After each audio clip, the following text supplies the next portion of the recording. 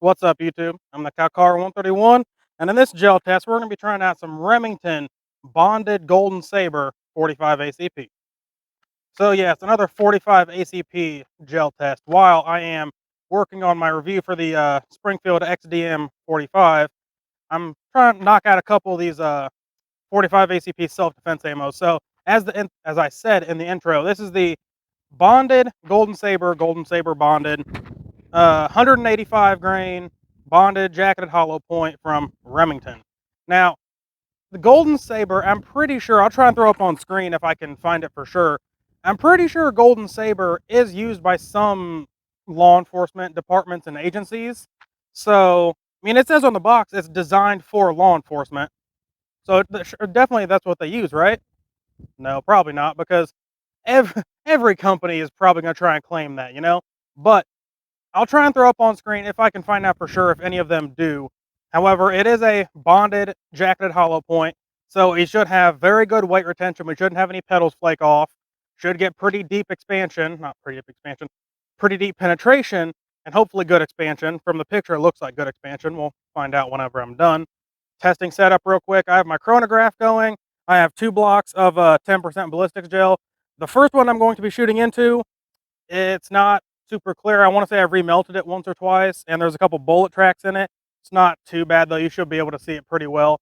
I'm going to be 5 yards away, and once again, Springfield XDM 45 with a 4.5-inch barrel.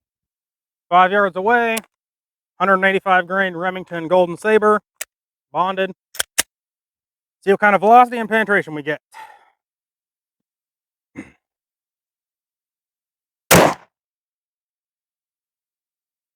985 for velocity.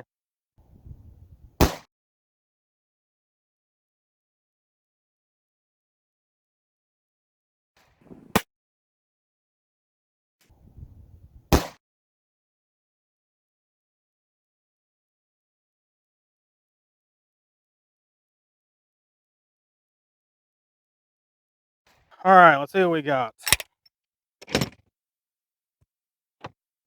So, as I said, 985 feet per second. I saw that at first, and my first inclination was, "Hey, wait, that surely that's wrong, right?" Then I remembered that this is actually the first standard pressure 45 ACP that I've ever tested. I did. If you haven't seen it, spoiler alert, or if they haven't come out, here's a little tip for what's coming up. I have done a 45 ACP plus P and a 45 super. Fun fact there.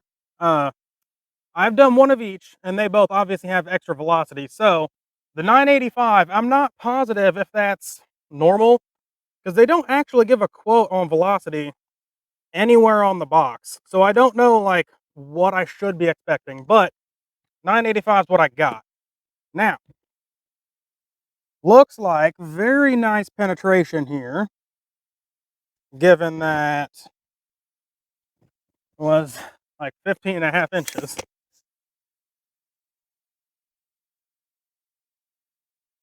I'm seeing 15.75 inches. It is, I'll get you guys a better up close shot of the wound track, but it is a very close to the edge of this block, which is a 16-inch block. See the entrance of it right there. One of those is the exit track from another wound, from another uh, gel test, but you can pretty easily see which one is the entrance for this one. Travels down. And you can see the bullet ended, like I said, extremely close to the edge of the block. Now, as far as damage from temporary stretch or anything like that, some disclaimers. Temporary stretch is not very well indicated in ballistics gel compared to a human body. Ballistics gel tears more easily than most human tissues. But as I'm seeing it in here, it looks like there is about a 1-inch neck before it starts to expand and it starts to do some excess or extra tissue damage, I suppose. And it goes from about 1 inch to about 9 inches. So about half of the wound, wound track, about half of the penetration, roughly, a little over, actually, I suppose, of the wound track. It looks like it's doing some tissue damage. Tissue damage. I air quote that because there are a couple different sources that make this pretty abundantly clear that handguns at handgun velocities, they have a temporary stretch cavity.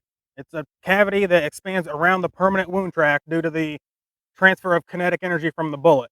However, in order to do damage from a temporary cavity, they need to impart enough energy to overcome the human body tissue's natural elasticity and actually tear it. Now, by far and away, most handgun calibers do not have enough energy and velocity to do that. You should be seeing on screen an excerpt from Handgun Wounding Factors and Effectiveness, making it very clear that handguns don't really do any damage from temporary stretch. But for what it is worth, it looks like the temporary stretch or the extra damage it does is about 1 to 9 inches.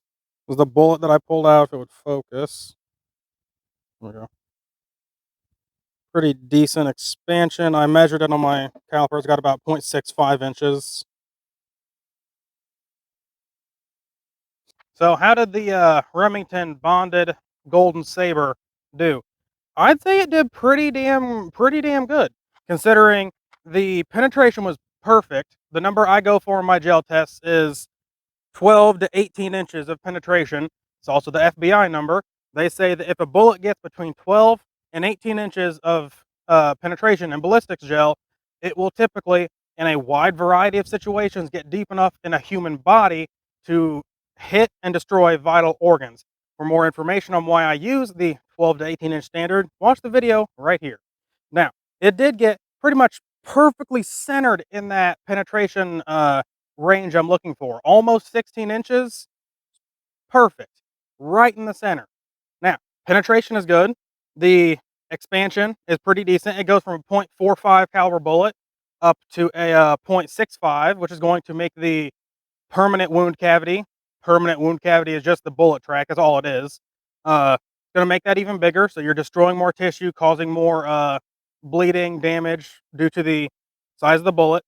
Temporary stretch, as I've said, and I should be throwing up some examples and stuff on screen, there just isn't any kind of remote damage due to the temporary stretch of pistol rounds.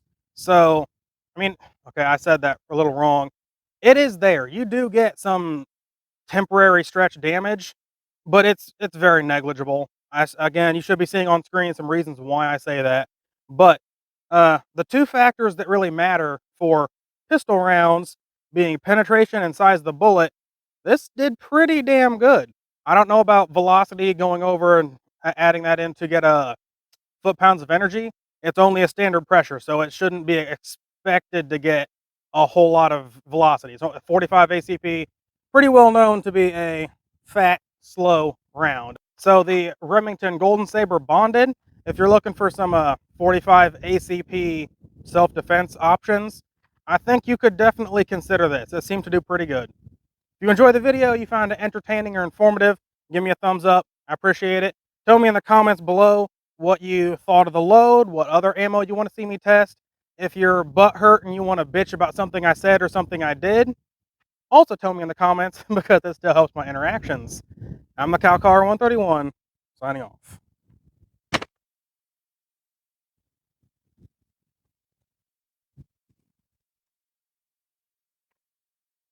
So if you're looking for some 45 ACP self-defense options, I think the Remington Golden Saber Bonded could be a pretty good option. If you enjoyed the video, you found it informative or entertaining, give me a thumbs up.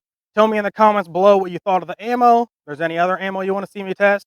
If your butt hurt and you want to bitch at me and whine about what I said or what I did, also tell me in the comments because it still helps my interactions. I'm the Car. Fuck. Redo that. Shit.